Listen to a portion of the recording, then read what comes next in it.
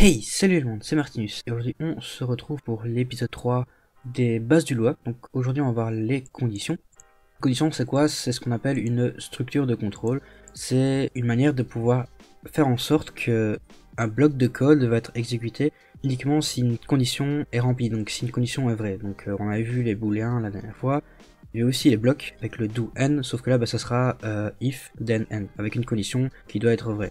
Par exemple, ça peut être quand on a un personnage, si ses points de vie sont en dessous de 0, on va par exemple afficher game over pour dire que c'est terminé, que le personnage est mort. Alors la structure d'une condition, on a if, ensuite on a la condition, donc ça peut être par exemple une variable. Il faut savoir que pour Lua, il considère qu'une condition est vraie si sa valeur n'est pas false ou elle n'est pas nil. Donc si si je mets un nombre ici, si je mets if par exemple 0, then il va considérer ça comme vrai. Ce qui est assez bizarre, mais c'est comme ça en Lua, parce que certains langages considèrent que si j'ai 0, ils considèrent que ça veut dire que c'est faux.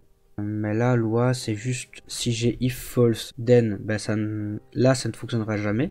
If nil, then ne fonctionnera jamais non plus. Là, if condition, then fonctionnera parce que du coup, condition vaut true. Donc si j'essaye ce code, on voit qu'il m'affiche bien code, et si je change condition à false, il m'affiche rien. Si je l'affiche à 0, il m'affiche bien quelque chose.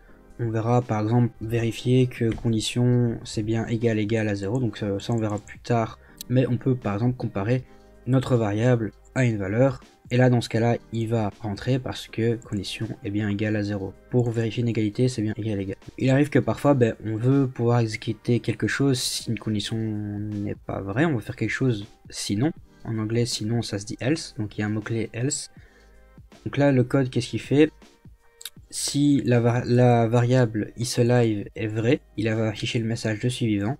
Dans le cas contraire, il va passer ce bout de code là, il va l'ignorer, et il va aller directement à ce bout de code là, il va dire qu'il est mort. A l'inverse, donc du coup, si je dis si isLive est vrai, il va directement afficher je suis vivant, et il va ignorer ce bout de code là. Donc on peut tester avec true, il va afficher je suis vivant.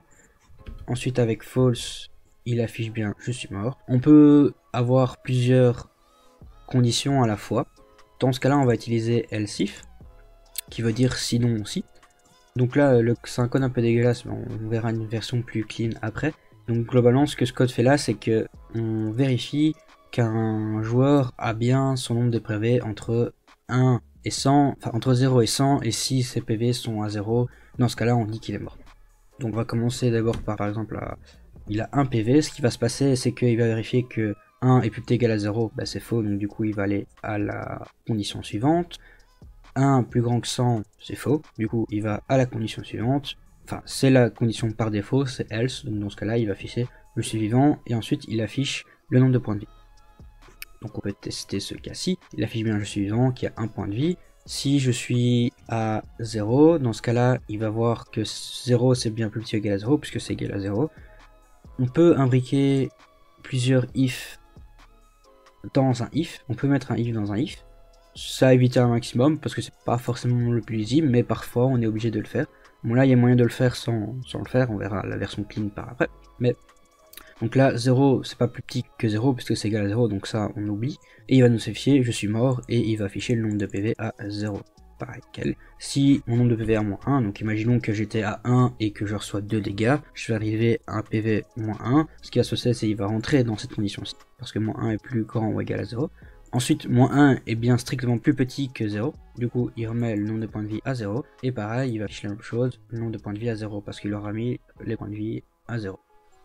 Maintenant imaginons que j'ai 101 points de vie, parce que imaginons que j'avais 99 points de vie et j'ai pris une potion qui me redonne 2 points de vie.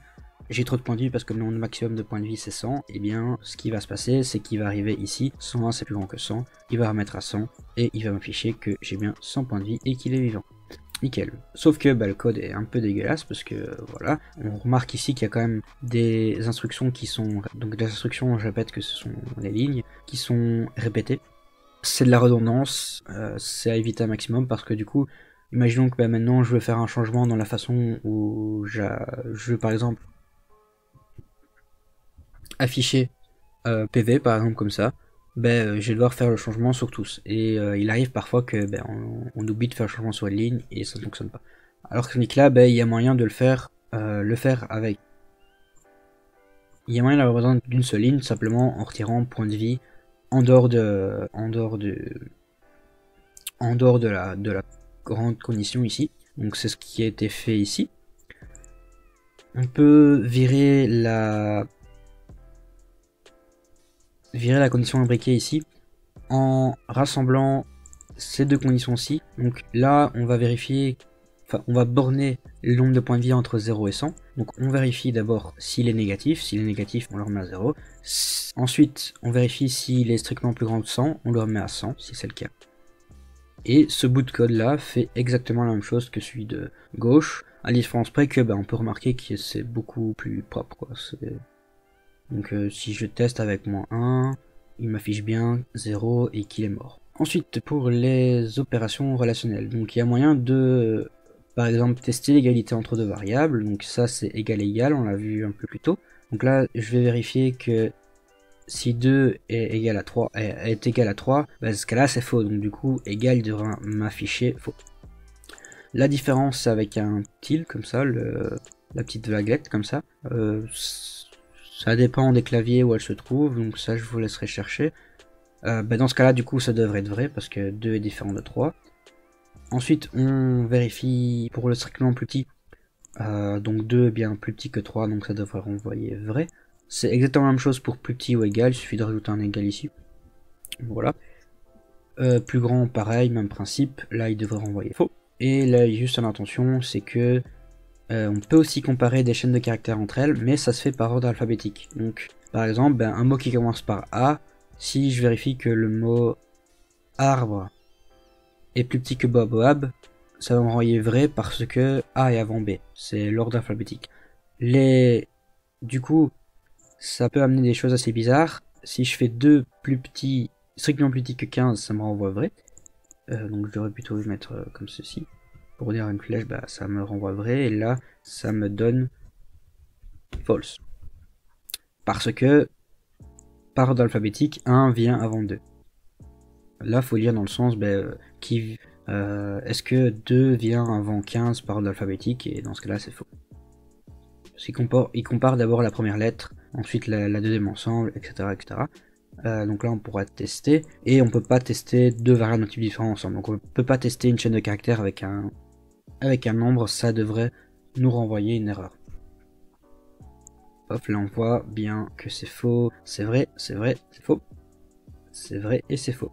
Bon, évidemment, si je fais un toNumber, comme on a vu la dernière fois, du coup il va me renvoyer vrai, parce que ça va être exactement la même chose qu'ici. Ensuite, les opérations logiques. Donc on peut essayer de vérifier si quelque chose est vrai et quelque chose est vrai. Donc il y a un opérateur qui est le et. Donc s'il se passe si une variable est vraie et l'autre variable est vraie, dans ce cas-là, le n renvoie vrai. Si c'est vrai et faux, du coup c'est faux. Si c'est faux et vrai, du coup c'est faux. Si c'est faux et faux, du coup c'est faux. Parce que c'est vrai seulement si les deux sont vrais. Ensuite il y a le ou qui est vrai si au moins un des deux est vrai. Donc si c'est vrai et vrai, du coup c'est vrai. Si c'est vrai ou faux, du coup c'est vrai parce qu'il y en a un qui est vrai. Là il y en a un qui est vrai, mais là les deux sont faux, donc du coup c'est faux. Alors un truc assez intéressant, c'est que du coup, la valeur à droite, il s'en occupe pas dans le cas où c'est pas nécessaire. Donc par exemple pour les ou, là on a un trou, donc d'office le tout sera vrai parce qu'il en faut au moins un des deux qui est vrai. Et du coup il va pas regarder celui-là. Et un c'est le contraire, s'il voit que le premier est faux, du coup il va pas tout regarder parce qu'il sait que le total sera faux. Ensuite, il y a un autre opérateur qui fonctionne sur un seul, c'est le not, donc ça revient, c'est le nom. Quand c'est non vrai, c'est faux, et quand c'est non faux, c'est vrai. Donc là, je le fais sur des valeurs, mais si par exemple je veux vérifier que A est différent de B, en fait ça c'est la même chose de vérifier que not A égale B. Pourquoi? Parce que si c'est égal, là ça sera vrai, et donc ce qui est non, si c'est non vrai, du coup, non vrai ça me donnera faux, si c'est pas égal ça sera faux, du coup le total sera vrai. Et l'inverse, c'est le contraire. Ensuite, un petit truc, parfois il arrive qu'une valeur n'est pas initialisée, donc il se pourrait qu'on veuille le vérifier avant avec un if not x then x égale v end. Donc là, je rappelle que normalement, ce qui est nil est considéré faux pour loi. Du coup, s'il vaut nil, le not nil ça sera vrai. Du coup il va faire l'instruction ici qui est x égale v, il va le mettre à la valeur. Donc là par exemple la valeur d'exemple c'est 3. Donc je mets x à nil et ce qui se passe c'est que ici en fait on a un petit truc qui se fait en loi. Bon je comprends pas vraiment forcément comment ça marche, je trouve ça intéressant de montrer, mais je pense que ce qui se passe c'est si vaut nil c'est faux, du coup il va vérifier le 3, il va dire que x égale à 3. Du coup il le met à 3. Si x vaut autre chose, x vaut un nombre ici, c'est vrai. Du coup il va pas vérifier là et il met x à 2, donc à lui-même en fait. Et je vais montrer, donc là on voit que tout fonctionne bien comme j'ai dit. Là tout est true, false, false, false. True, true, true, false. Et ensuite on a bien false true ici, et là on a bien que ça vaut 3. Il était mis à 3, mais si je le change à 2 et que je recommence, on voit qu'il est bien mis à 2. Alors je sais pas exactement comment ça fonctionne, voilà, j'ai découvert ça en préparant la vidéo. Alors pour ceux qui voudraient juste un petit peu aller plus loin, j'ai mis juste un exercice. Donc celui-là est assez simple.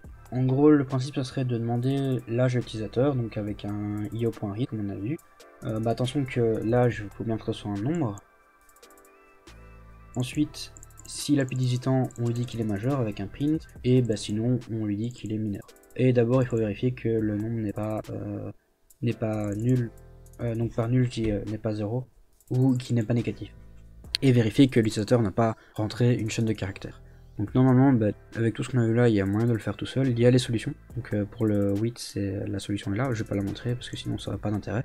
Il suffit juste de le mettre dans les commentaires si il y a la solution qui est trouvée. C'est pas très compliqué. Il y en a un autre qui est un petit peu plus compliqué ici. C'est un sort de mini RPG. Bon, on sait pas aller vraiment loin avec juste les conditions. Avec les boucles à l'épisode suivant, il y a moyen de faire plus de choses. Donc là, le principe, c'est on combat une créature qui a 20 points de vie. Ensuite, on demande une action au joueur avec io.read. Donc cette action, ça peut être soit slash, donc bien une chaîne de caractères ici. Donc dans ce cas-là, si l'action c'est slash, on va diviser le nombre de points de vie des créatures en 2. Ou alors il y a l'action Fireball, on fait perdre à la créature 5 points de vie. Et à la fin, on peut afficher les points de vie avec un string.format si on veut. On peut aussi rajouter une autre action pour ceux qui se sentent très chauds, mais voilà, on peut faire plein de trucs. Et il y aura quand même moyen d'améliorer ça vachement au prochain épisode avec les boucles. Du coup, je te dis à mercredi 18 h pour le prochain épisode. Salut!